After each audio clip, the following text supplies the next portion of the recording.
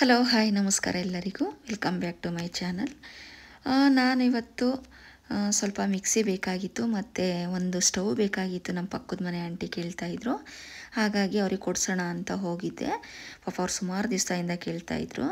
ಹಾಗಾಗಿ ನಾನು ಕೂಡ ಅಂದರೆ ನಾವು ಮಾಮೂಲಿ ಪೈ ಶೋರೂಮಲ್ಲೇ ತೊಗೊಳ್ತೀವಿ ಜಾಸ್ತಿ, ಹಾಗಾಗಿ ಅಲ್ಲೇ ಹೋಗಿ ಕೊಡ್ಸೋಣ ಅಂತ ಹೋದು.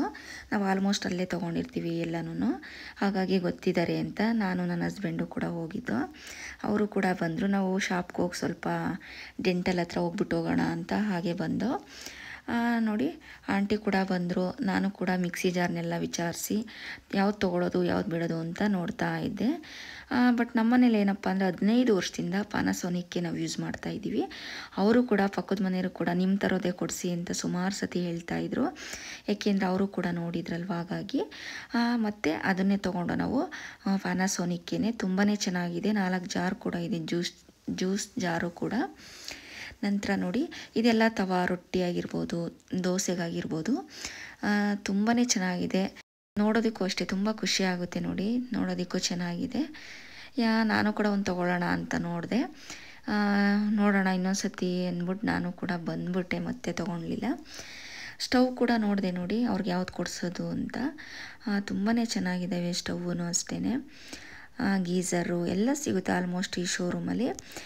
ಮತ್ತು ನಾವು ಒಂದು ಸ್ಟವ್ ಮತ್ತು ಒಂದು ಮಿಕ್ಸಿ ಜಾರ್ ತೊಗೊಂಡು ತುಂಬಾ ಚೆನ್ನಾಗಿದೆ. ಇಲ್ಲಂತೂ ತೊಗೊಂಡೋಗಿದ್ದೆಲ್ಲ ಐಟಮ್ಸು, ಹಾಗಾಗಿ ಅವರು ಕೂಡ ಪಾನಾಸೋನಿಕ್ಕೆ ಮಿಕ್ಸಿ ತೊಗೊಂಡ್ರು. ಮತ್ತು ಸ್ಟವ್ವು ನೋಡಿದೆ ನಾನು.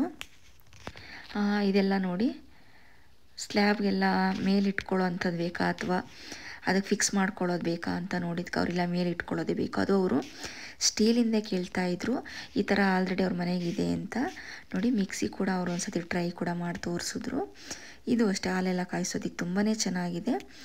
ಸ್ಟೀಲು ಅಷ್ಟೇ ತುಂಬ ಕ್ವಾಲಿಟಿದು ಇದೆಲ್ಲನೂ ಇಟ್ಟಿದ್ದಾರೆ, ತುಂಬ ಕಾಸ್ಟ್ಲಿ ಕೂಡ ಇದೆ.